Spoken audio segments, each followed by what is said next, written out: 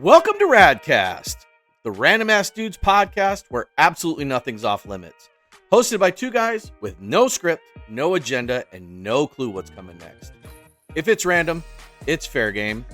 Tune in, laugh with us, argue with us, or just wonder, what the hell did I just listen to? New episodes come out weekly, and pure chaos is guaranteed. So we're here with Chris, Duane. Yes, sir. And TJ Graham. Yes, sir. Coaches for Mountainside High School Football. Varsity. Yes, sir. Varsity. Well, I appreciate you guys coming on here and, kind of talking about football. And my biggest thing about all this is I always wondered, being new to the community, what it's like to coach a small town school. You know what I mean? Mm-hmm. And then my daughter comes here. Okay. Yeah, so her name is Hayden. She has a big old head. Yeah, she probably won't like that when she listens to this, but Yeah. But yeah. So Chris, you're the head football coach. How long you been coaching? I've been coaching this upcoming season. I think will be 13. 13 years. Yeah, 13 years between different stops, obviously. Okay. What about you, TJ? Over 20. Over 20. Over 20 years. Wow. This obviously being my most recent stop. Yeah. Yeah. Now, have you coached in the Valley for 13 years or? Basically in Phoenix for 11 of the 13. Okay. So I started out in San Diego when I was still active duty at Torrey Pines High School. I was there for 2, and then moved to Louisiana. Tried to get coaching there, but didn't live there long enough. Mm-hmm. We didn't like it out there. We were. The word I guess I'm looking for is too accepting. Coming, from Los Angeles and different understanding how, different people and different things like that. You talking about like cultural, like, definitely, yeah, race, 100%, skin color, and all that. 100%. Yeah. So it wasn't, I'm like I said, I'm originally from Los Angeles. My wife is originally from, San Diego and LA, and it just wasn't for us. Yeah. So moved out here and started teaching and been coaching ever since. So that's good. What about you, TJ? I've been, like I said, over 20 years, but in the Phoenix metro area for approximately 17 years. Mm-hmm. I've been to a couple high schools, Copper Canyon, Highland Prep West, Centennial, and now here. Okay. And prior to that, me and my wife had a nonprofit, Arizona Tide, and we had obviously mentored football for boys and cheerleading for girls, mm-hmm. and reached over 2,000 kids during that time. And then I stopped doing that about 5 years ago and just focused on my 2 kids, mm-hmm. and then got back into coaching at the high school level. So okay. So is there like a gap between Centennial and here? Yes. Okay. Small gap. Small gap. But yes, very small. Yeah. Yeah. But I came from Centennial basically right into here. Okay. Yeah. Why? So, Chris, like you said you coached in San Diego. yeah, Right. Louisiana a little bit. I tried to. I didn't actually get a job. Okay. And then what high schools did you coach out here? So when I first moved out here, I coached at South Point High School, which is a charter school in South Phoenix. I was there for 2 years, and then the school leader kind of decided that he wanted to take a break from football. So I took a job at North Canyon. I was a defensive coordinator at North Canyon for basically 2 years.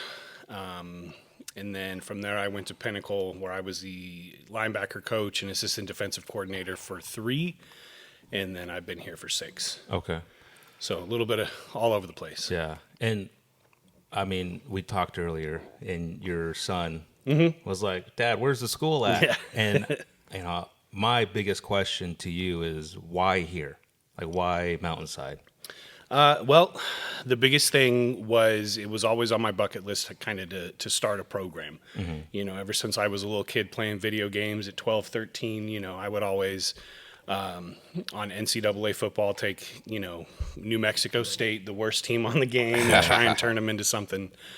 So it was kind of always a dream of mine to kind of start a program from scratch, instill a culture. And I think we've done a decent job of that so far.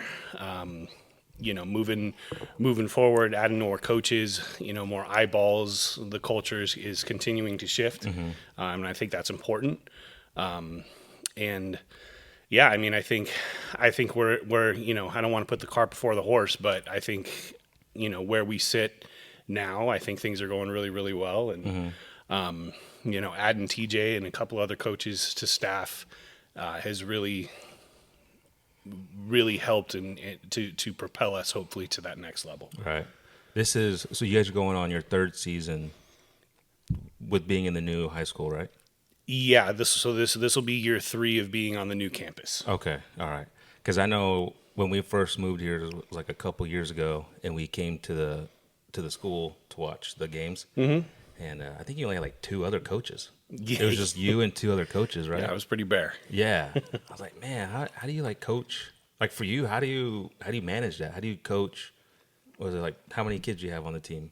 At least 30 or something? Yeah, about 30. Yeah, we ended the season last year with about just under 40. Just under 40? Yeah. Damn. So how do you coach that?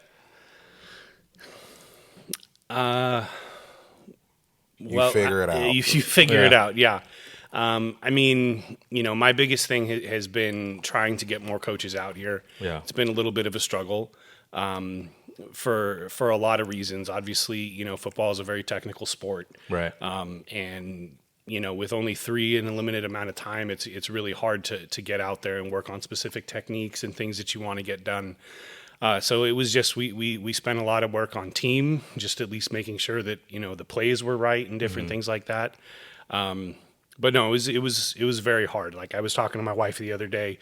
She asked me, she's like, "Well, so when does lifting start?" I was like, "Well, it already started." She's like, "But you haven't been there." I was like, I have someone that's doing it. Yeah. And that probably helps a lot too, right? Incredibly. Yeah. Incredibly. I have an 11-year-old at home, and I kind of like the kid, so I like to be home with him, right. and my wife has been amazing, super supportive, and she's a rock star, and she understands that this is my passion, and working with kids and trying to develop better human beings. Right.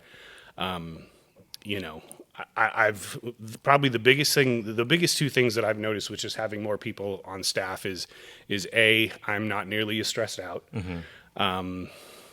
B, I'm able to have other people in my corner supporting me, supporting the program, and where I can kind of just take a step back a little bit and not be so micromanagerial. And, right.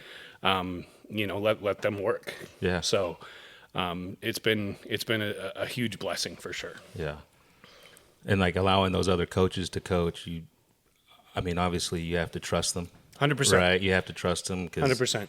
At the end of the day, however that season ends, it's on you. Absolutely. Right. Absolutely. Yeah. And that's always been another thing. Like, I've had a lot of people that come out and say, "Oh, I played high school football," or, "I'd love to help." And, while that help is amazing to have, for what we're trying to build, I needed people that not only knew the game, but had experience at all levels.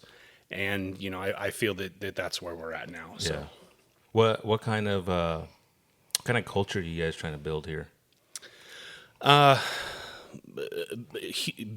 Big on accountability. Yeah. Having the kids understand that,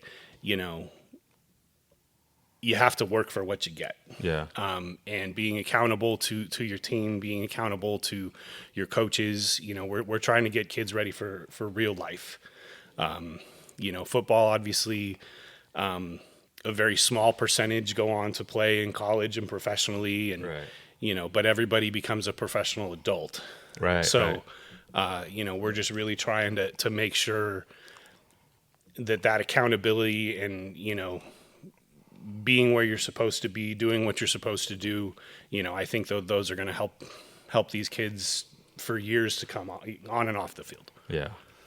Yeah. What about you, TJ? What kind of atmosphere do you want to bring to Mountainside? Is this your first year here? Kind of. Kind of. Yeah. Okay. The one thing you can coach is toughness, discipline, and structure. Those three things are synonymous to each other. And attitude. That's a want to. So I just want tough kids. I want kids that, like he said, I echo what he says, accountability, no excuses. We control what we can control. We can't control what goes on outside of here, of our realm and our world, but we control how hard we work, how we prepare. I always tell the kids, failure to plan is planning to fail.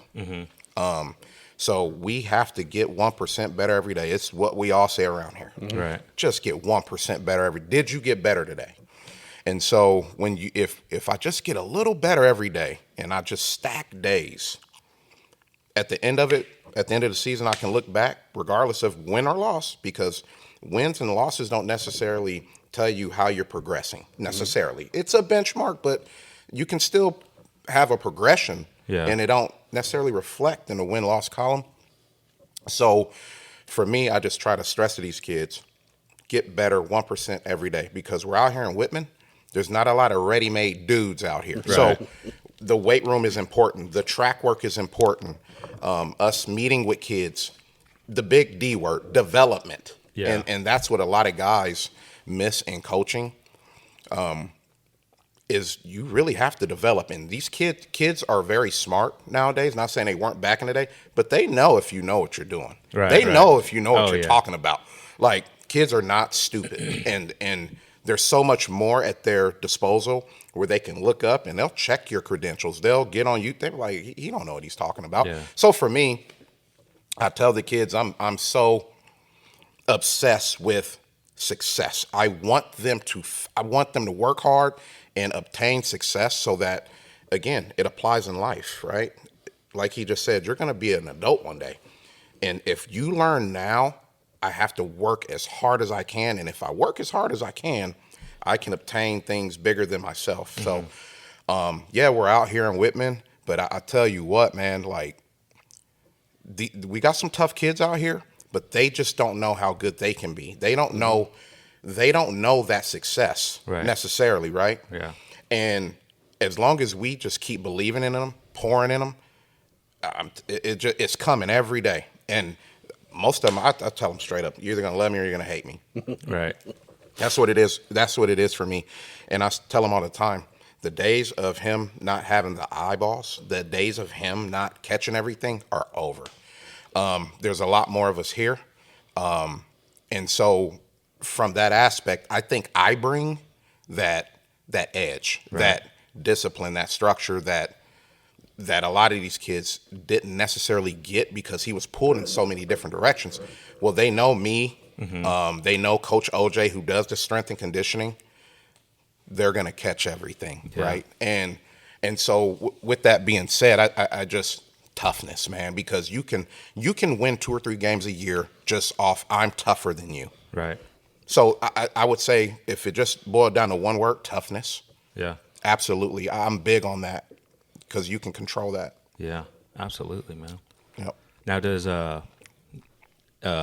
you're a cop? Yes. Right. Yep. So, do you think some of that kind of from probably going through your academy and your job is a pretty accountable job? Right? Absolutely. Do you think that kind of comes over to the football side a little bit? I would say even prior to being a cop, to be honest with you. Yeah. I've just always had structure in my life. I didn't have the best upbringing. Just a little bit about myself. My father, we're night and day. He's been in and out of prison my whole life. No one ever thought I would have stepped into the arena that I was in just because of the environment I was in. But I tell people, your environment doesn't make you who you are. Right. You still have a choice to be who you want to be. Yeah. And so, but still, even with that being said, I was just always a structured kid. Like I never missed school. I was an honor roll kid. I played football. I was blessed. I played at Peru State College in Southeast Nebraska. I was just always a structured dude. So my life was just always structured.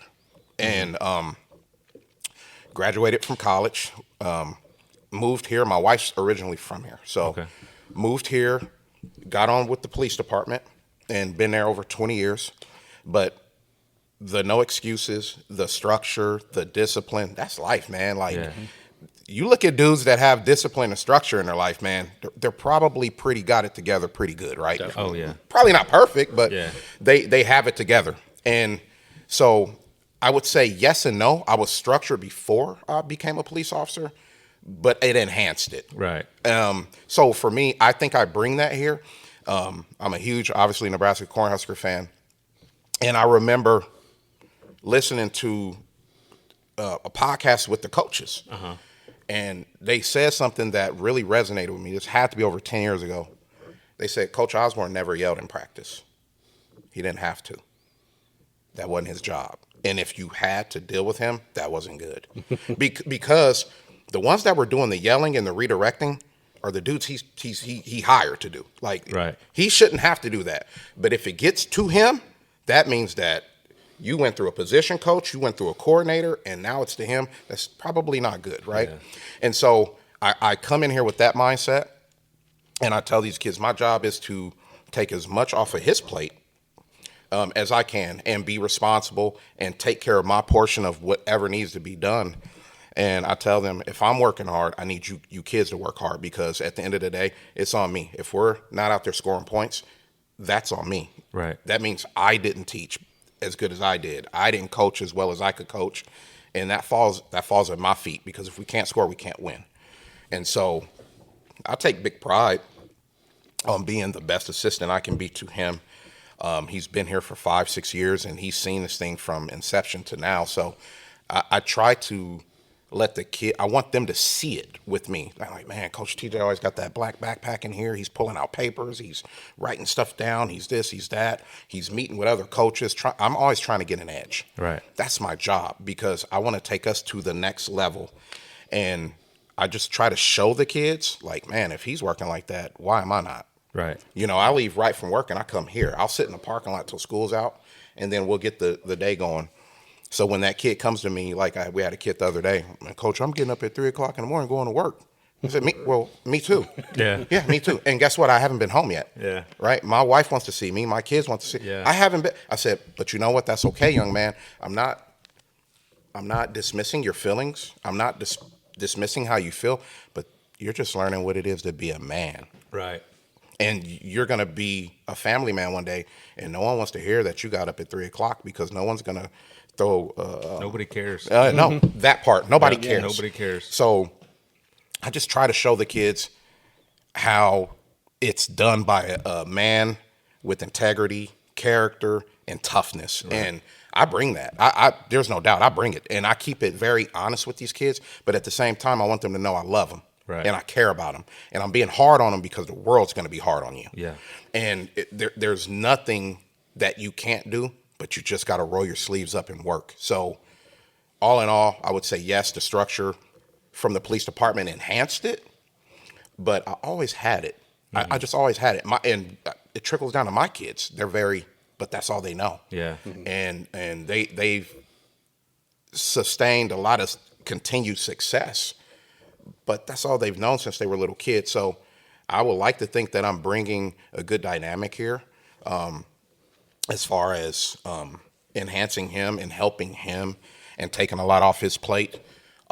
Every day I do something every day. I want you to remember, I do something every day, reference football for here, whether it's calling another coach, going over this, hey, I saw this defense, how do we beat this, or hey, I figured this out. I'm doing something every day. Even I asked him, can I take over the special team stuff, because I've done so much since January, like I'm obsessed with it. Mm-hmm. Offensive wise, and breaking down all of our opponents that are on our schedule. Yeah, I've broken them all down. I know who's returning. I've even snuck in, like, were there any coaching changes? Because I don't want to get caught if a defense changes or anything like that. I was like, hey man, can I take over the special teams? Like, give me something else to put on my plate. My wife will tell you, I'm in that office every day, and I got screens, I got this, I got that. For me, I'm going to give everything I have to him, and I'm going to give everything I have to these kids. They will not, when we kick off August 21st, they will be ready and they will be prepared. There's nothing that our opponent will do that we won't be able to counter. There's nothing that they'll do that we won't be able to just have success with. And these kids, I asked them the other day, do you believe in me? Just be honest. Do you believe in me? Because we were in here, we were kicking our butts. And I said, no one feels sorry for you. This is where the games are won and lost. And those kids were like, we believe in you because we see how hard you work. And that meant more to me, that I'm showing them and they're seeing it. It's Right. not that he's just hard on me. There's love with it. Yeah. And so all in all, man, structure, discipline, and toughness, man, that's what we're trying to build. And like I said, we don't get a lot of ready-made kids out here, but we can build them and we can develop them here. And I'll be honest, this is the most fun I've had coaching in years. Why is that? And because there's no huge expectations and no one sees us coming. Okay. That's why. And it's just natural here. I'm back to coaching football. I'm not going to have to be here 7 days a week. I'm not going to have to be in 3 Zoom meetings on the weekend. I'm not, like, my last stop, it was busy. Really? Not saying I didn't like it. Right. Because I felt like I got a PhD being at that place because there was so much that I learned. But here's just natural. It's organic. The kids don't know what they don't know. Yeah. I don't have to deal with a kid who has 4 D1 offers and now he thinks he knows everything and he ain't listening because he knows everything. Yeah. We're here. These kids are like, just tell me what you know, coach. I just really want to know what you know. They just want to grind. That's it. They just want to work. 100%. So this is the most fun I've had in a long time. And I know these kids are going to have some good success. And when that light comes on, I can't wait for all of us to be there and see it. Like I keep telling them, dude, the football gods, man, they've been blessing us lately. And I think he's not done blessing us. And not to go into detail, but they don't see us coming, man. They don't. And you just remember I said this in June. Yeah. We're going to shock some people. And I know it because how hard the kids are working every day.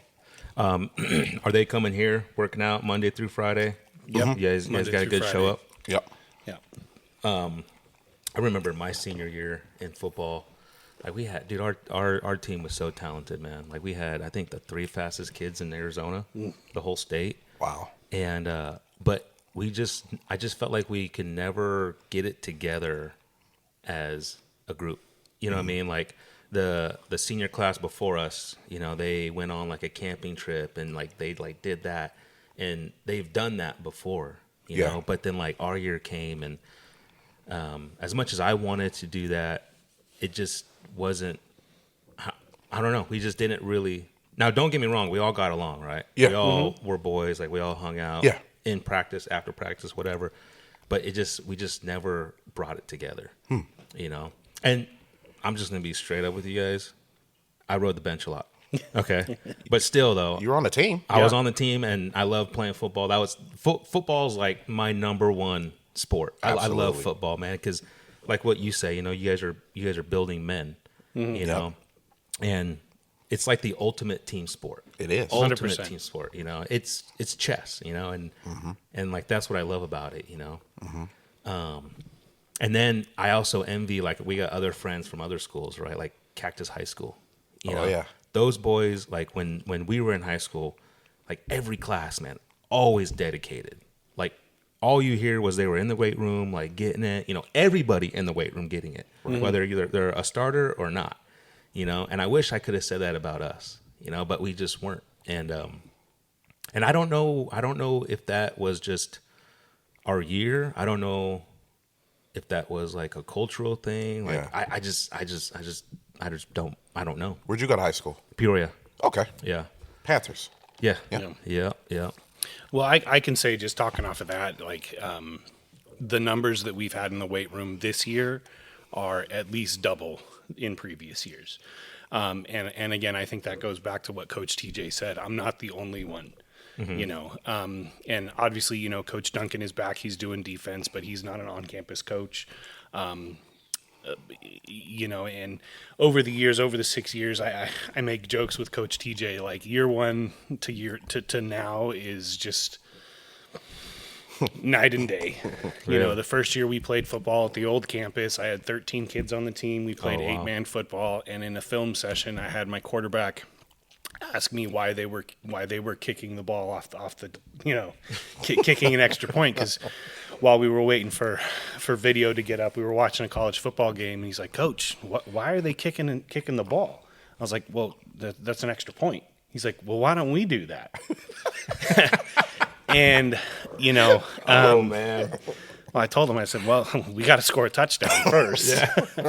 But I mean, I think I've always been a humble guy, but I think that first year, because at Pinnacle, like, we were good, open semifinalists, best quarterbacks in the country, like we were really good, and then going from that to here, it didn't temper any of my expectations or anything like that, because I still felt, year 5 we're going to make the playoffs, but it was a definite humbling experience. Like, all right, we got to roll the sleeves up here and really got a lot of work to do. And, I mean, year 5, we did make the playoffs. But I think that's just, catapulting us to bigger and better things, and bringing in guys like Coach TJ and OJ on more of a permanent basis, and Coach Brooks, who's going to be handling our DBs and wide receivers. He had played college football before. And then Coach Jeff, who's going to be helping out with the O-line and stuff. And like, I also being a part of multiple different high schools and staffs, there is something for chemistry among the staff. And I think that, we as a football staff have gelled. And I think that trickles down to the kids when they end. Oh, absolutely. You just kind of like in any It's business. it's like parents, right? Like, if you see your parents you guys communicate, there's nothing that 100% kids can get away with, 100%, and there are some kids who are, just like you said with parents, that are not fully understanding kind of the change and the shift that's going on. But I think, those numbers are fewer and farther in between. Excuse me. But yeah, no, I mean, I think going back to what I said in the beginning, like our weight room numbers are at least double. In OTAs before spring football, our numbers were double, if not triple, than what they've been in previous years. That's good. Yeah. And then spring, we found out some very promising things moving into next season. So, it's I'm bald to begin with, so it's great to not have to be pulling out more hair. That's for sure. You start with your beard, huh? No, that's staying. That's staying. I can't shave that. The kid told me I can't shave it. So that's cool. When my daughter was at Desert Oasis in like 8th grade, and I'd ask her like, "Oh, who's going where?" and all that. And a lot of kids during that time were going to Willow Canyon. And like now I hear more kids are coming to Mountainside, so you can never have too many kids, right? If you're trying to build a program. 100%. Yeah. And that was a really big challenge at the beginning. Yeah. The first couple of years, like, I was coaching flag football at Nottaburg, at Desert Oasis. My old offensive coordinator was doing flag football at Nottaburg, like, just trying to get these kids to come to the high school that, that they're zoned for. Yeah, yeah. And yeah, I mean, I think we've gone from maybe 30 to 40% of the kids who were supposed to go here to now almost 80%. Yeah. Like, we had I think 12 freshmen here for workouts, which is, at least 3 times what we had last year. Wow. So for the growth of the program and moving forward, obviously that's huge. Yeah. And it's going to be even more important because we lost, I think, 12 seniors last year. Oh, damn. So, but even with all that, like, the things that we saw during spring and still see, I mean, we've been back in the weight room for a week. We took a week off, obviously, for finals, and, they're out here every day, and our group chat band is blowing up, and the kids are holding each other accountable, and Good. it's just That's it's awesome to see. Yeah. I think like high school is fun. Is like a fun time, right? It should be. But yeah. high school football season is like the most fun. Absolutely. And like my kids are going to be coming here too. I got a daughter that's going into 8th grade. I got how old is he? I think 12. A 12-year-old and a 9-year-old. That they'll be coming here. So I bringing them to the games. Because it's like you got to build that tradition. Oh, You know absolutely. what I'm saying? Like my buddy Carlos, he was our quarterback when I played, and his dad graduated from Peoria in the 70s, and he played football, and it's like, just seeing that tradition and those families come through the school, that's something that I would love to see here. Yeah. Oh, absolutely. Yeah, and that's definitely something that we're trying to build. Obviously being, still being really small, and that's a process. I will say, obviously, winning makes that much 100%, easier. Yeah. Because I've had to, talking to 8th graders at Desert Oasis, hey, come on out. He's like, oh, well, you guys didn't win last year. It's like, that was last year. Yeah. Like, and being able to, frankly, take a school that in year one lost every game we played and got outscored 300 and whatever to 8 to making the 2A playoffs in year 5 was,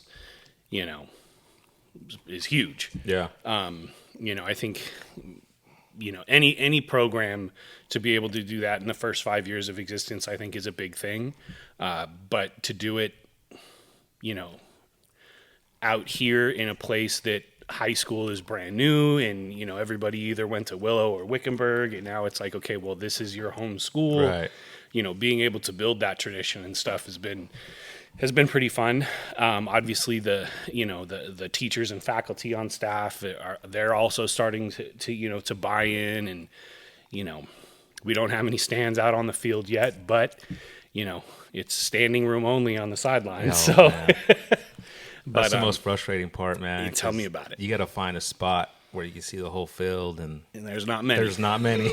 Yeah. I've got one. Yeah. You guys need that one. Yeah. What kind of like schemes do you guys run here? Like, do you guys like kind of vary depending on the athletes you get, or? Yeah, I mean, we in the first 5 years we've kind of run a little bit of everything. Last year we were a super run heavy team. It didn't really have a legit quarterback. We had a couple athletes that could throw the ball a little bit. But again, when you don't have a full staff to be able to go over all the different techniques and stuff, you Right. kind of have to simplify the world a little bit. I've always been a defensive guy. Excuse me. I was a defensive coordinator at North Canyon. I was a defensive coordinator and head coach at South Point. Like, I was a linebacker assistant coordinator at Pinnacle. So I've always been a defensive guy. Mm-hmm. So my offensive coordinators, I've always told them, hey, that's your lane. Run what you want until it doesn't work, and then then I'll input my 2 cents or whatever. Right. But I think this year, obviously we're going to be way different than last year. But I'll let Coach TJ talk a little bit about the offense. But defensively, I think we're just going to be multiple. Figure out where we fit. Obviously, we've only really had, like I said, we lost 12 seniors last year. I think 7 2-way starters, which is 2A football. Yeah. Defensively, I mean, I'm an aggressive person by nature. So we're going to be aggressive, but we're going to make sure our athletes are in the right spot, and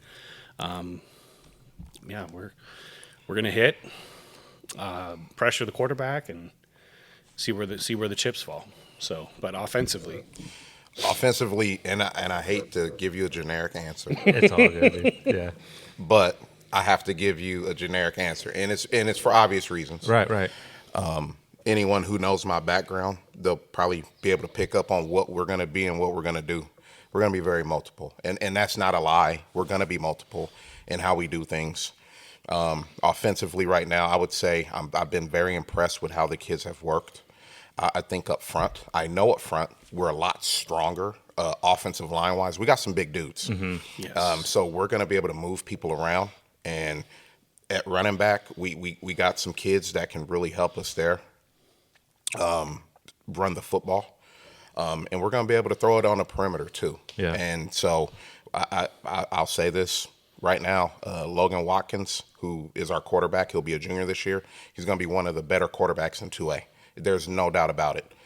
This kid has it. I was blessed to coach Mason Penrod. He's a senior over at Cesar Chavez. He has a bunch of like Wyoming's and Colorado State offers and stuff like that. Titus Hill, I had him as a freshman. He's over at Centennial. He has a bunch of Power 4 D1 offers. This kid that we have here, we luck of the draw getting a kid like that here, because there's lack of resources out here. Right. That kid, Logan Watkins, could easily go to a bigger 6-5A school and he would play. Really? And we have him here. Yeah. Not only that, he's the unsung leader of this team. When he talks, they listen. Yeah. When he says we're gonna do this, we're doing it. That's and good. that kid's walking he's walking the hallways here. Yeah. 4.0 kid, just smart kid, man, good kid. So we're gonna be able to do a lot with him. He's already picked up a lot of the offense. And so for me, it's just great because cerebrally, he's probably one of the top 2 kids I've had at that position in all these years. Cerebrally. Yeah. He's very smart. He knows where to go with the football. He knows not to put the ball in harm's way. He knows it's okay to throw it to me out of bounds. If nothing's there, we're not going to just throw it in the middle of the field and turn the ball over. So offensively, we're going to be multiple. You come out here August 21st, you'll see. Do you run normally like a spread offense or or is it still multiple? We're multiple, man. Multiple. We're multiple. You got to come out and see. We'll be multiple though, and we're going to attack people. And like I said, you can do that from many different formations. Yeah. You can do it from many different formations and how you want to attack. But just knowing from what we've talked about, we're going to be tough, and we're going to protect the football, and we're going to lean on that other team, and we're going to make sure the defense is rested. Yeah. If that makes sense. We're not going to have the defense out there majority of the game. We're going to work the clock. Right. And you work the clock by being I'm tougher than you up front, and I got dudes back here that are not afraid to run downhill. And we're gonna grind them into we're gonna grind the game, and that's just my last stop taught me protect the football team, right? And that's how you do it. You run the ball and you play good defense. And I'm gonna run the ball behind these dudes that are in here lifting a lot of weight now, and we're just gonna get after people, and we're gonna do it in different ways. We're going to do it from the shotgun. We're going to do it underneath. We're going to do it with 2 tight ends. We're going to do it with 4 receivers. So when I say we're going to be multiple, we're going to be multiple. It's not a lie.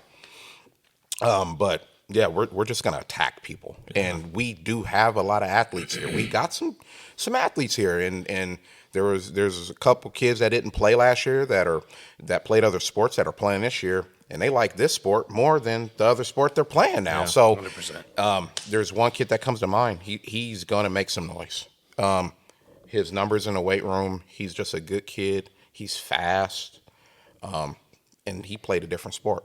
So imagine if he would have had that kid last year, right? So, but as far as offense goes, we're going to be very multiple. It's going to be fun, and you're going to be like, man, okay, now I remember when he was, why he was so not evasive, but – you'll see. Yeah.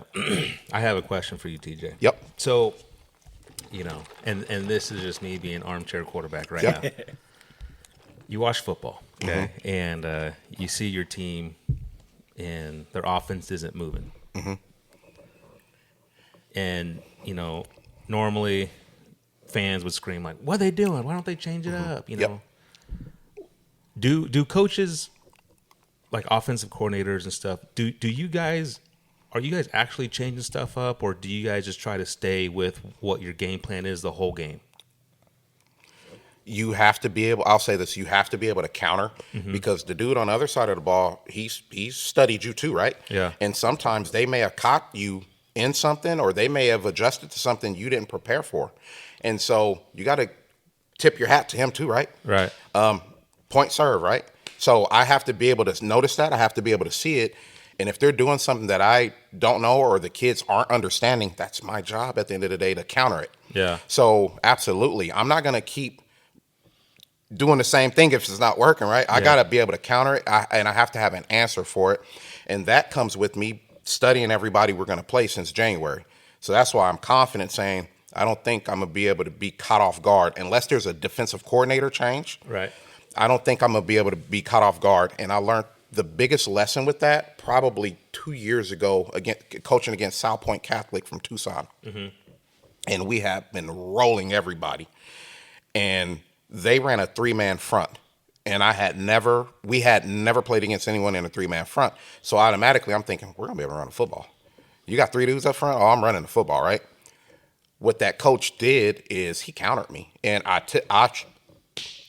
hugged the dude at the end of the game. We won, but it was a dogfight, 15-2. We had the way better athletes. We won 15-2. And the 2 came off a safety, long snap through the back of the end zone.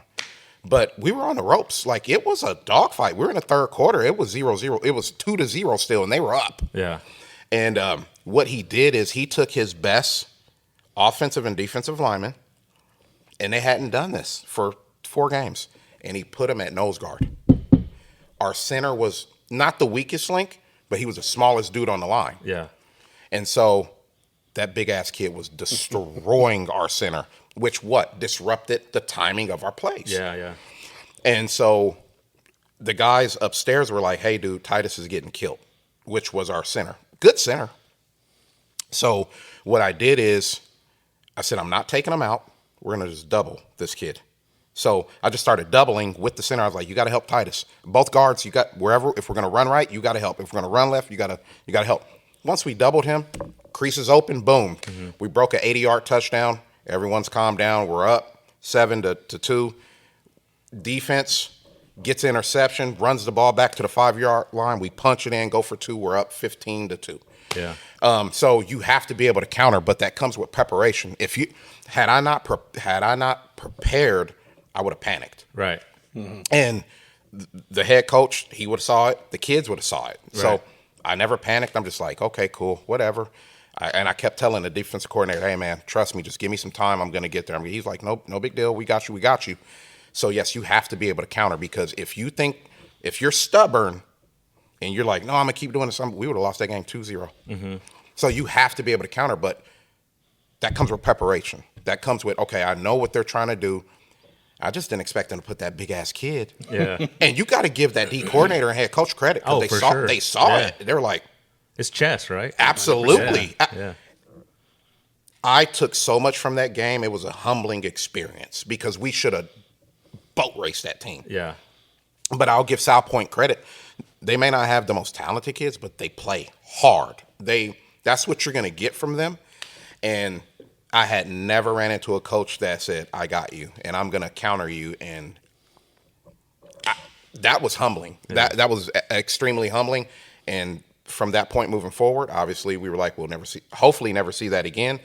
And next week, the team we played that next week, which was Saguaro, came out in a 3-man front. It's a copycat. Yeah, and then 100%. they put a big kid there. We know what to do here. Yeah, they did it for 2 plays, and they were like, all right, it ain't working.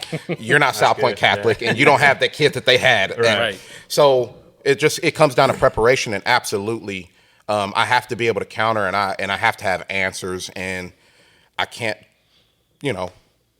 punch a circle into a square peg hole. Like, I better have answers, and he's going to be looking, hey, dude, what are we doing? Like, I better have an answer, right? The kids are like, hey, coach, this ain't working. Like, dude, parents are yelling, like you said. I better have answers, but it's my job to be the calmness in the chaos. Right. And my confidence comes because I prepare, and I know I can beat this dude on the other side. And I'm just confident because how I prepare. Yeah. Is this your first year being offensive coordinator? No. Okay. And you've worked at big schools, right? Yes, absolutely. When you were a offensive coordinator at those big schools, were you up in the box? Yes. Okay, so now you're not in the box. I did both. Oh, okay. All right, because I was going to ask, like, how is that, like, is it harder? Do I have a preference? Yeah. Yes. Where would you rather be? Me personally, I want to be down on the field. On the field, okay. That's me. All right. And I have a spotter upstairs. Okay, but now you don't have a spotter. I don't. Okay. Well, we might. Oh, okay. Get a lift out Maybe. there. Yeah. It's in the works. We're trying. Yeah, that's good. You guys are trying to get bleachers out there, or at least like a platform or something. Yeah, we're gonna get something out there, whether it be a scissor lift or I'm trying to talk to a couple different companies, try and build some kind of scaffold or something, just to be able to get a little bit higher of an idea. I mean, we do have sideline replay, which is really when it works, which is like 90% of the time. Probably more operator error than anything, but that obviously helps, but it's not as real time as somebody up there saying, hey, they just came out in 12 personnel or they came out in this, instead of waiting for after the play and, oh God, why didn't I catch that? Right. So we're trying. Obviously I know that the community went for a bond last year. Unfortunately, it didn't pass, or else we would have, stands and a lot of different things on campus. But yeah, I think that's still in the works. I think we're just trying to figure out alternative ways to do it. Okay. I would really like bleachers out there. I know. Trust me. I'll keep saying that every time I see you. That's fine.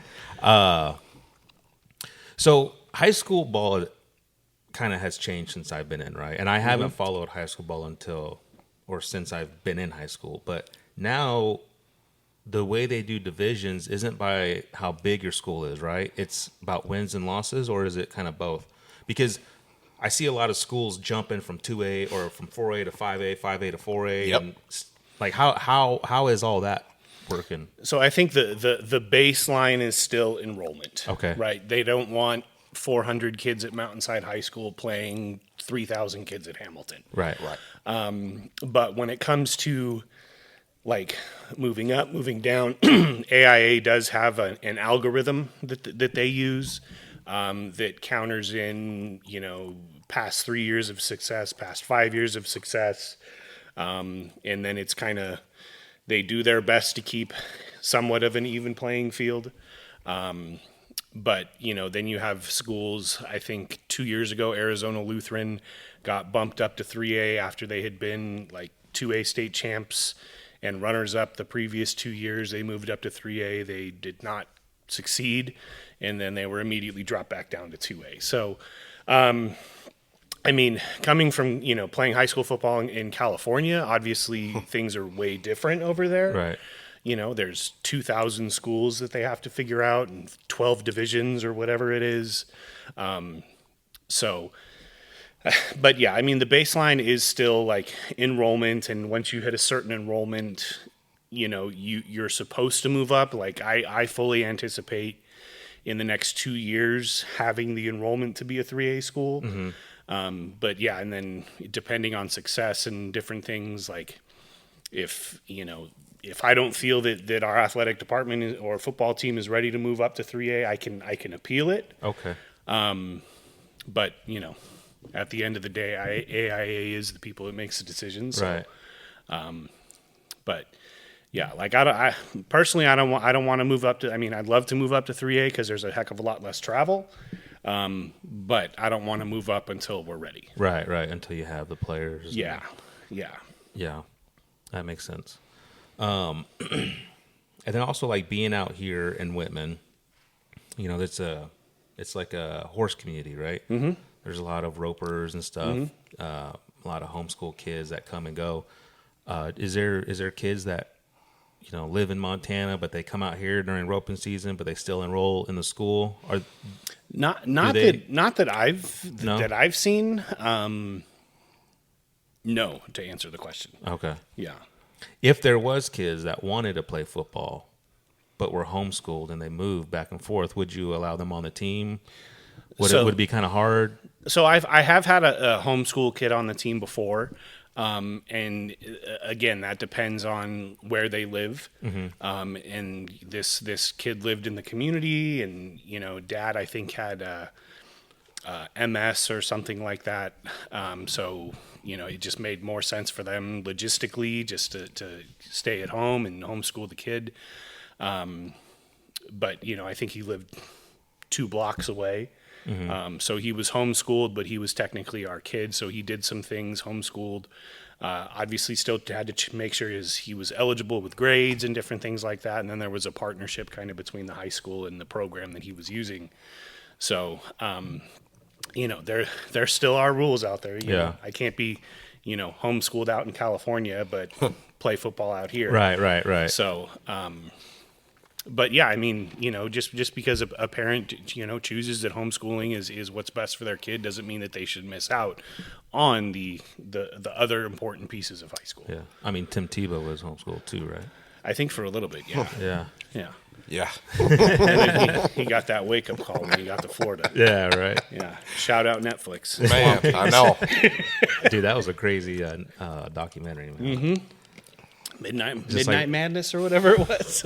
Man, like watching, you watch them. All you see is the games, right? Yeah. You don't know what's going on behind the scenes, and then Aaron Hernandez going into the league, and it's like, dude, what?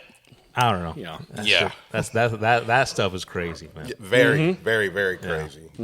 And then also too with the culture of high school football, there's NIL deals and stuff like that, right? Does that?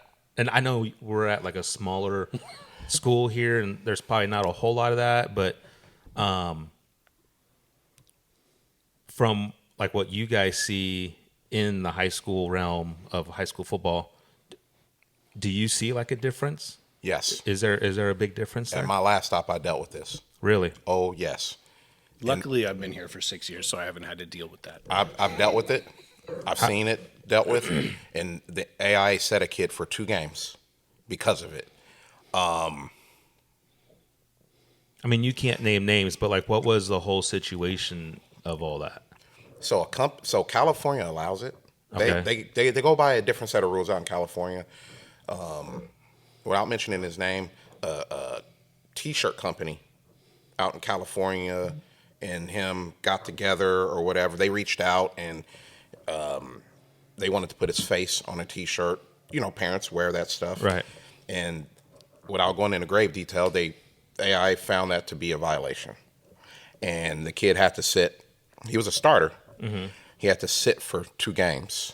So you're starting to see it here. And that's just the example that I personally saw and was in the building and got to see dealt with. But it's happening all around Arizona. It's just what it is. It's already been going on in California. Now it's starting to spill here. Over here. Oh, absolutely. It's here. It's here. Whether people want to acknowledge it, but it's here. Okay. So, and it's not going to be long before it's here. Yeah. Right. It's been here for a few years. Mm-hmm. It's just a matter of time before it makes its way here. Yeah. Mm-hmm.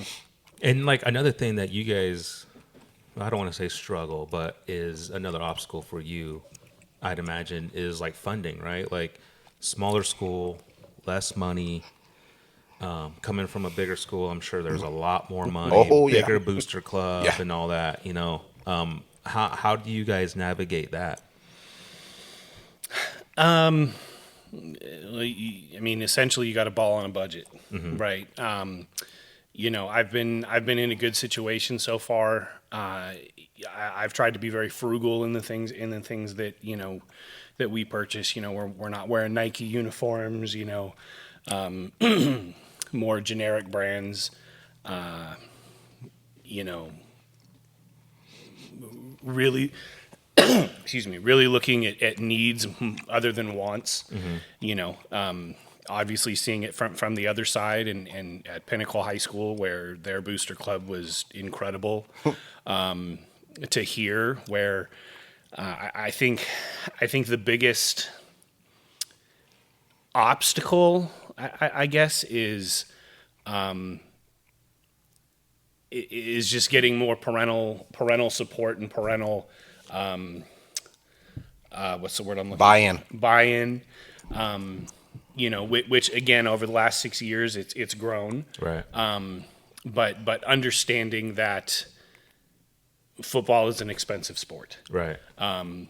And to compete at a high level, to not just field the team, but to legitimately compete, it takes a community. Yeah. It takes a community, and obviously being in a small community, we've been able to reach out to some businesses and get some help here and there. I think, unfortunately, there's never enough. Regardless of where you go. I mean, even if you're at, pinnacle, I mean, you're always going to need more. You're always going to want more. So I think over the last 6 years, our booster club has done a good job with the restraints that they've had. Never really been in a position to where I can't get something that we need. But, I would love to have a 5-man sled, to be able to work, a lot of different things. I mean, there's a lot of things that I would love to have, and, obviously trying to drum up that support and gain more sponsors and, get some kind of snack shack out there and all of those things to not only make it more fun and more efficient for the kids Monday through Thursday, but also make Friday nights more exciting for the fans. Right. Excuse me, I got a frog in my throat. I'm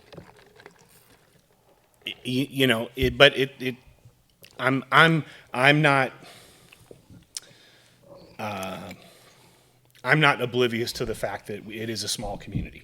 Yeah. And I know that there are challenges in getting that going on and different things, but at the same time, I think we just need to branch out a little bit more. I mean, Surprise is only 10 minutes that way. Right. So, in my conversations with the booster club and, adding new coaches that have other experiences with other booster clubs and stuff, I think this year, not only on the field are we going to be pretty good and better than we were last year, but I think off the field with donations and sponsorships and being able to not count on district for everything is going to be huge. Yeah. What do you guys currently have sponsors right now? Yeah, we had a few from last year. We had a Hot and Cold HVAC, who he's actually a coach on staff now, Jeff. Shout out to Jeff. Jeff's my buddy. Jeff, yeah, Coach Jeff. I think obviously Delgado's and Wells, they've been a big help. The two convenience stores out here. Mm-hmm. A couple years ago, we had a family donate a significant amount of money. So yeah, I mean, I think we just need more. Right. We just need absolutely more. Yeah. Yeah, and I mean, there's more and more businesses opening up closer, and once those doors open, I know that we're going to be in there. So yeah, definitely. Yeah, I mean, that's what you want, right? You want your community to back 100%. You guys up, and I think that's where like tradition and winning, right? Mm-hmm. Winning is everything. Mm-hmm. I mean, as much as you don't want to tell the kids that, right? But at the end of the day, it is, man. Winning is everything. Yeah, well, and I think like I'm a firm believer that as long as you take care of everything else, the weight room, coaching staff, everything falls into line. Winning is going to happen naturally. Yeah. Oh yeah. And then winning obviously brings in more business. It brings in more stuff, which then brings in more kids. It's like you got to take care of business Monday through Thursday. So. Yeah, absolutely. Yeah. I couldn't agree with you more on that, Chris. I mean, talking just monetarily, if you need a prime example of winning, does take care of a lot.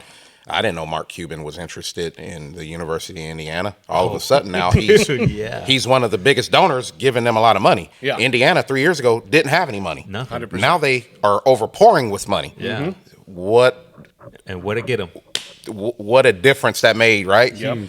In just 2 years. So I really think, for anyone that's listening to this podcast, you better get on now, because I've said it earlier, they're not going to see us coming. Yeah. And if you could just be here and just the energy, and you see the buy-in with the kids and how hard they're working.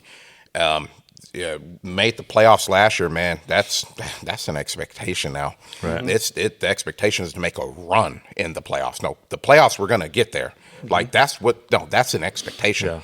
It's making that deep run, playing around Thanksgiving, right? Oh, yeah. And so, I anyone listening, now's the time, because this ain't just coach speak. I'm telling you, I've been around it, I've seen it, I know what it takes, and we're doing it here. Not at the higher level, but for the level we're at, we're doing it. Yeah. We're absolutely doing it. And when this thing catches, people are gonna be like, "Oh man, we didn't see them coming." Like, it's because of the work I know these kids are putting in. Now's the time. Buy stock now. Yeah. So what is it about football for you guys that draws you to want to coach? Well, That probably should have been like the first question. I mean, I think we kind of mentioned it earlier. I mean, I think, there's a lot of good sports out there, right? My son loves baseball, and like, I think you can kind of see it, like, if you have a really, really good pitcher, you can be competitive. Basketball, there were several years where it was all about the big three. If you had three $30 million dudes, you were gonna be successful.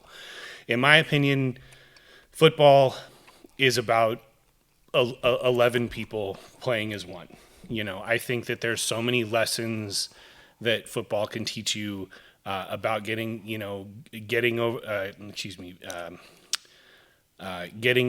through adversity.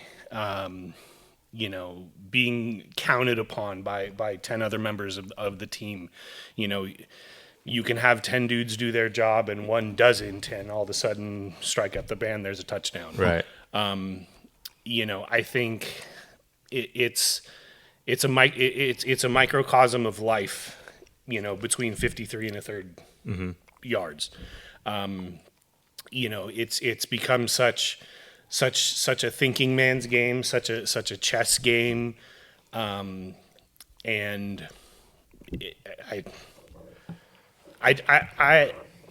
the bottom line for me is it's the best teacher of life that's out there.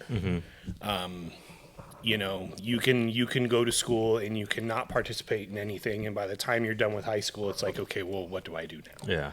Yeah. Whether you're a 4-year starter or you've never seen the field on a Friday night, you still gain those lessons learned through, through the struggle, through, working towards goals, and accomplishing those goals. We talked a little bit about, 1% better every day. Yeah. Like, as a father and as a husband, like, are there times that I've failed? Absolutely.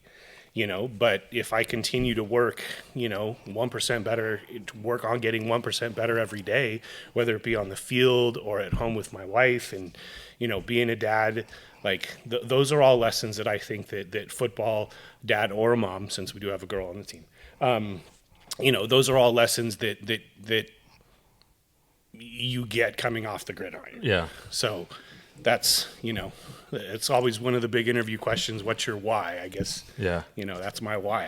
I love the game and I love what it does for young people. And, if I didn't, I'd be coaching in college. Right. So, Yeah. Yeah. Absolutely. For me, it gave me life and it gave me an opportunity. I'm not going to sit here and say my dad was a total, complete failure. But when he was released from prison, I was 5 or 6 years old, and he introduced me to football, and it just took from there. And I had a coach, Ray Pierce, playing freshman football, Pee-wee, I would call it.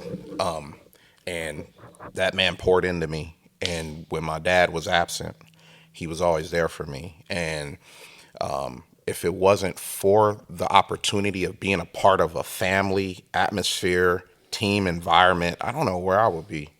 And so that's what that gave me. It gave me a sense of purpose, a sense of life, a sense of put the team before you, even if it's not best for you. Yeah. It's about the team. And so it gave me an opportunity. It gave me an opportunity to make it out of a not so good environment, being able to go play collegiately at a small D2 school. And so I'm very thankful for it and the life lessons that it taught me and it gave me. And if it can get me out of a bad environment and it taught me life skills to be a better husband, to be a better father, just to be a better human being in society, I want to give that back to these young men. And like I said, we had a nonprofit, and it just, Father's Day, getting all the texts I get. That's cool, man.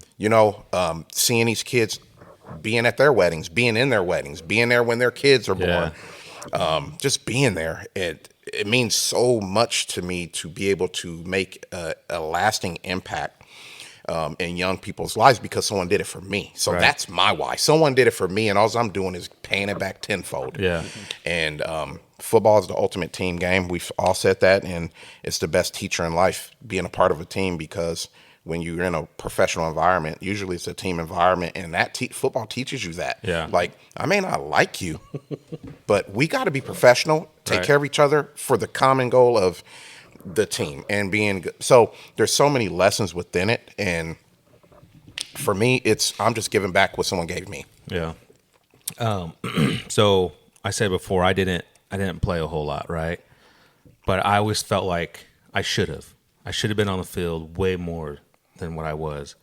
So I just want to ask because hopefully your athletes will be listening to this, right? So maybe you could give them some knowledge or whatever. But for somebody that feels like they should play more, right? Obviously, you got to work a little harder, And my uncle would always tell me, "Go talk to the coach. Go talk to the coach. Go ask him what is it that you need to do, right?" But as a kid, I always felt I was like, that he ain't gonna listen to me or whatever, How would what advice would you give to an athlete that's in that situation? I would. It's a multi-answer. So when we were all coming up, different generation, you did what you were told, right? And that's just what it was, right? Bottom line, work harder. We're dealing with a different generation, I've learned now, where they're a lot more microwave. I like to use the analogy. They want to cook a pot roast in a microwave and they want it now. Instant gratification. Right. Where back in the day, you put that pot roast in the oven and you let it do its thing for a couple hours, right? Kids want instant gratification. But they live in an instant gratification world where back in the day, I rush home, I want to catch the episode of Scooby-Doo. I want to catch this episode, where now they can go on a tablet and YouTube and episode 6. Yeah. It's instant gratification. So now you have to be able to blend the two, our generation and how we were taught, with this generation of instant gratification. And you have to really be well-read and be able to really communicate to these kids, hey, the ultimate goal to get to where you want to get, it doesn't happen overnight. It's development, and it's going to take time. Here's some benchmarks that you can physically see where I need you to be. He just put out a week or so ago, hey, this is going to be the varsity, this is going to be the JV, right? What these kids don't understand, that we really put thought into, okay, who's ready to play on Friday night and who's ready, who's not quite there, so we need a little bit more development, right? Because there's nothing wrong with development. Like, a lot of people frown on that. There's nothing wrong with development and you being able to still just work on your craft and get better. And so I think the big thing that you have to do is be honest. And you better be authentic, because kids will see through it. 100%. And you got to be brutal with them. Hey, you want to know, I'm going to tell you. This is where you're at right now. Okay, we don't feel you're ready to play on varsity yet because you're not strong enough. Well, coach, all right, well, let's look at your attendance in the weight room. Oh, you've missed a lot of days. So how about, as a benchmark, we, over the summer, make sure we're in the weight room consistently, and we're going to have Coach OJ jotting down your gains, and then we'll revisit it in fall camp and see how strong you got, and not only how strong you got, but how you've developed over the summer with your technique. And if you can marry those two together, what I'm telling you to do, because I'm being brutally honest with you, you may have an opportunity, you may have a shot. Just because you're on JV now don't mean you're going to be on JV in the fall. Right. Okay, but this is where we see you now. Right. This is where we see you now. Doesn't mean this is the end of the road. This means that you got to work, because he put that, work harder. If you don't like where you're at, work harder. It sounds simple, right? Yeah. But it's hard for some people to do. There's a lot of people with ability, and there's a lot of people that are capable. There's not a lot of people that are willing. Right. Right. So I just believe in being authentic and honest with them. They know when if you're gonna ask Coach CJ, he's going to be honest. So put your feelings to the side, because I'm gonna tell you where you're at. I had a couple kids come ask me, so why ain't I on varsity? Well, you want to know the truth? Yeah. This is where you're at right now. This is where you're at. Don't look at where someone else is at, because that's them. We're all individuals. Just like when we're doing conditioning, I'll tell the kid, look, I'm going to mention a kid because I love him. Bryce, one of the funniest. Love that kid. Funniest kids, right? Met him at Future Freshman Night here, and he's here. He's not going to be a ninth grader, right? Yep. Met him and his mom. The one thing Bryce won't do is quit when we're doing conditioning. He may hate it. He may give you a look where you're like, that kid, that's a look like he wants to kill me right now. Funniest kid, right? And I'll tell, Bryce's 100% is not the same 100% as Logan Watkins, the starting quarterback here. Yeah. Okay? I'm not expecting Bryce to give Logan's 100%, because he doesn't, they're two separate people. But I need Bryce's 100%. Yeah. And I need Logan's 100%, because if I'm getting each individual kid's 100%, we're all getting better. And so you better be authentic, because kids will see through it, and you better be honest. Don't sugarcoat it. Son, this is where you're at. Yeah. This is right now where you're at, but let's keep progressing over the summer, getting 1% better every day. You showing up to that weight room, no excuses. You're in here getting stronger, putting in the work. So then when we come out in fall camp and us as coaches meet, we're like, damn. Yeah. That kid made a jump over the summer. You want to be that kid. You don't want to be the kid that, man, Coach Chris, man, he got favorites, man. Oh, man. He ain't put me, man. He just don't like me, man. He didn't put me on varsity because he don't like me. All right, you're feeling sorry for yourself. Yeah. How about stop feeling sorry for yourself and you get better? Right. To where Coach Chris don't have a choice. How about you stop feeling sorry for yourself, where if Coach Chris ain't seeing it, well, dang.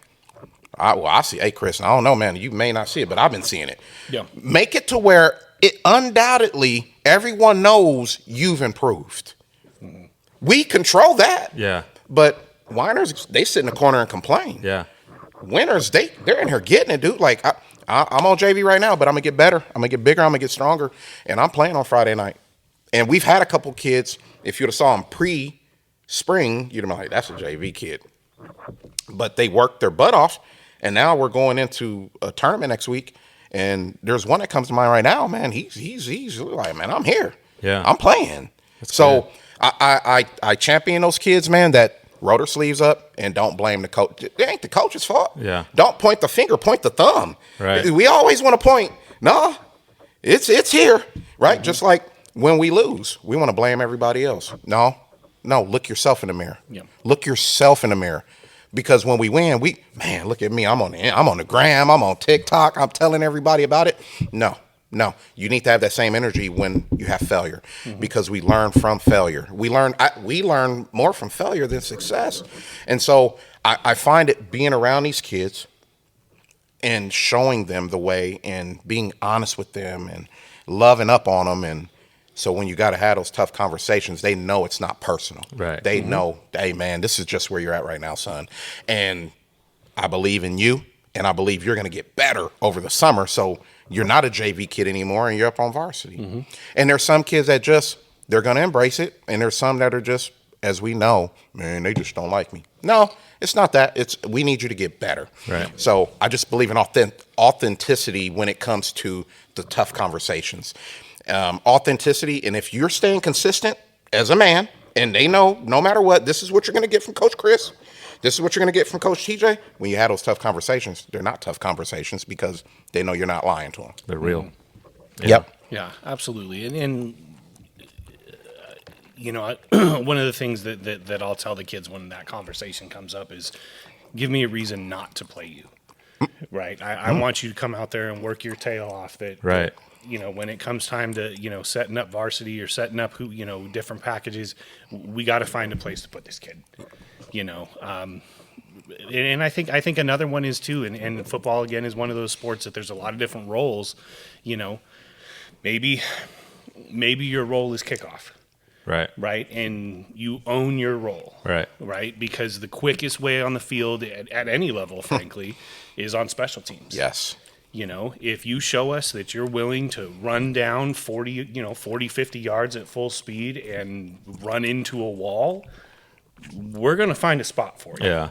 But going back to what Coach TJ said in the beginning, instant gratification. I mean, I think that's become a societal issue. Yes. Right. You look at, I've been a college football fan forever, right? I was born in Los Angeles. I'm a huge USC Trojan fan. I remember the days of like watching Clay Matthews when he walked on to USC, and then after 4, you don't have that today. You have a 5-star quarterback that commits and gets a $5 million signing bonus to go to a school, and then he doesn't get the playing time he thinks. Well, I'm going somewhere else. Yeah. So I think, like Coach TJ said, like just being honest with the kids, and I think that again goes back to the culture that we're creating. Like we don't want kids that are going to sit in the corner and sulk and wait around for their time. Like. You want it, go get it. Because when you leave high school, right, whether it's trade school, college, or you job or the military, like you need to take that with you. Yeah, you need to take absolutely. that mindset of, no, that's my job. I'm going to go get that job. Yep. Not, well, I'll never get it. Yeah. And I could say like for myself, like being in that situation, I did learn a lot from myself, right? Mm-hmm. And I probably there are times I probably should have worked a little harder, or maybe hit a little harder, or just had more like be in the game a little bit more mentally. You know what I mean? Mm-hmm. So, and I do think not to cut you off. I mean, there is also something to be said for. There are times where there's just somebody better than you. Oh, 100%. Yes. Like. You can work your tail off and you can do everything right, but if you play guard and you're 160 pounds and the guy above you is 260 pounds and does the same things that you do, do you allow the kids to pick their position, or do you guys tell them where to play? We guide them. Yeah. That's actually probably the best answer. To a point. So one of the things that especially for like incoming freshmen and stuff, and kids who have never played, we'll have workouts before spring ever starts, and we'll go out there and like a county fair type thing where everybody goes out and run routes, everybody throws the ball, everybody does certain things, and as coaches, you kind of realize, okay, well, that kid can that kid can catch, that kid can throw, this kid's fast, this kid's slow, he's strong, he's not moving anywhere, and then you kind of guide him that way. Had a kid who wanted to play tight end, like, Coach, I really want to play tight end. He told me at the end of last year, Coach, I really want to play tight end. I was like, all right, then this is what you have to do. Mm-hmm.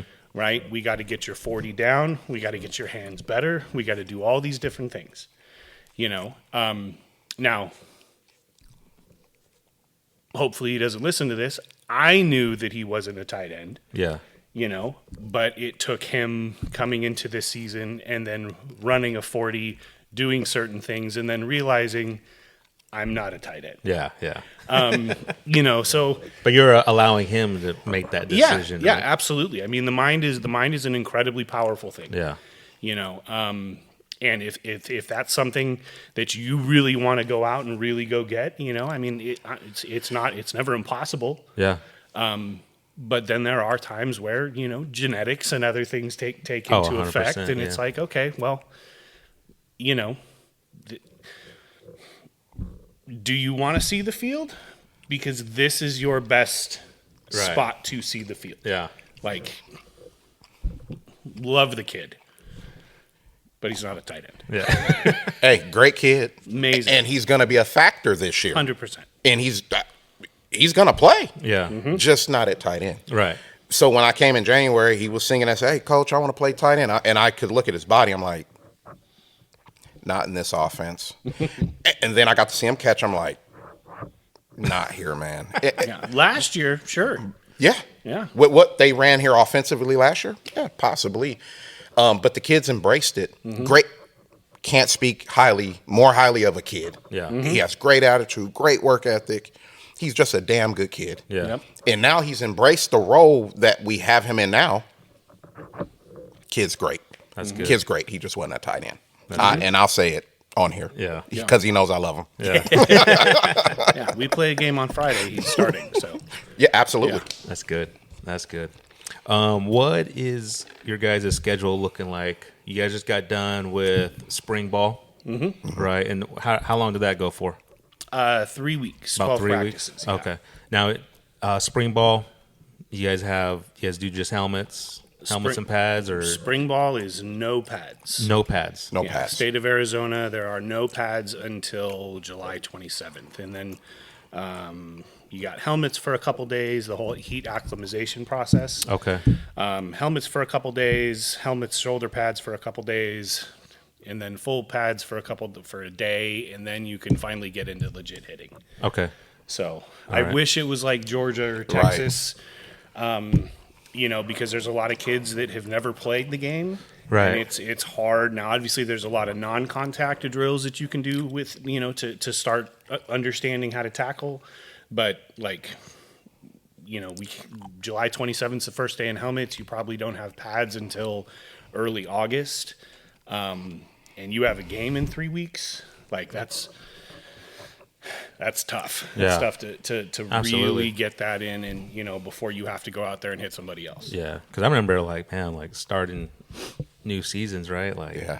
You got to get in that shape of hitting. Yeah. Yes. It's go That time. first week, man, whew, I don't know if I could do it now. But Your world shrinks when you put that helmet on. Oh yeah. So- it's completely different.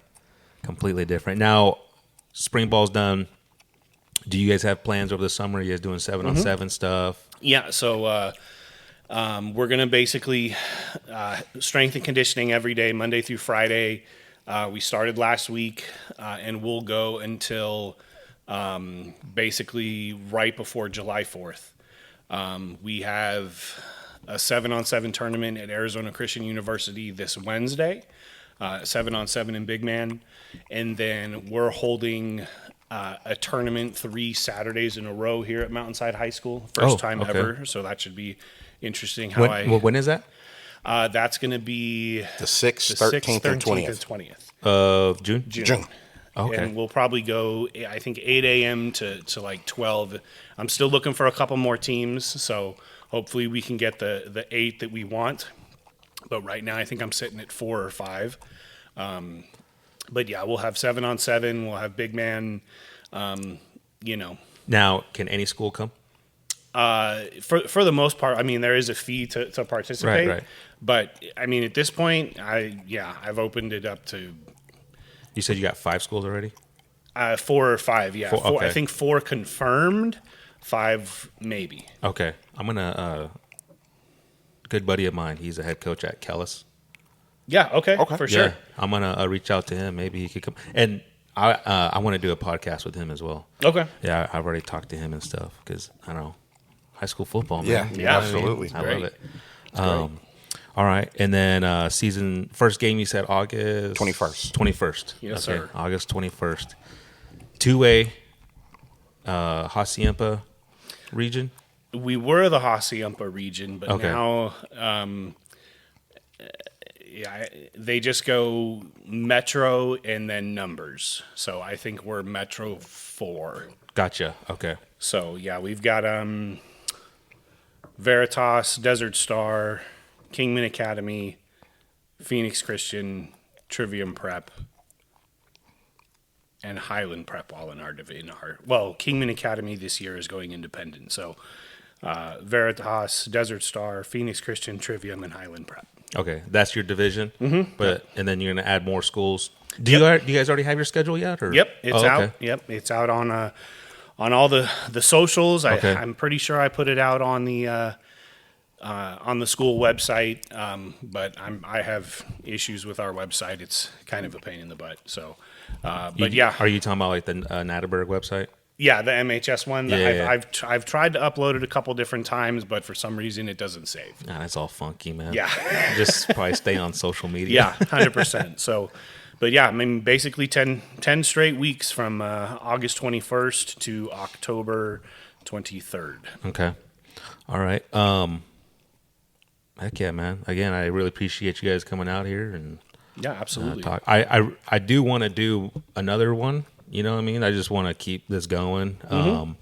I definitely like to do it like mid-season. Okay. If you guys are available, and then at the end of the season, and then shit, if you guys go to the playoffs or something, do one right before that. You know what I mean? Oh yeah. It ain't a if. Yeah. Huh? We're going to the playoffs. There you Yeah. go. Okay. Before you guys go to the playoffs. I like There that. you go. Before you guys go to the playoffs, definitely sit down again and I don't know, man. This is my community now, and you know my kids are going to go to school here, so kind of want to help you guys out in whatever way I can. You know Yeah, what I mean? absolutely. Yeah, no, that's appreciated. And you know, thank you for reaching out. I mean, getting on here is cool. And Yeah. Yep. just talking ball. I mean, that's Absolutely. that's, Yeah. You know, it's what we do. Heck yeah. And your son's going to be all excited, huh? What's his name? Kellen. Kellen. Yeah. What's up, Kellen? There you go. I'm going to be on the podcast, Dad. Yeah, no, he's excited. That's awesome, man. All right. Well, thank you guys. Thank you. very much. You better ride like you ride.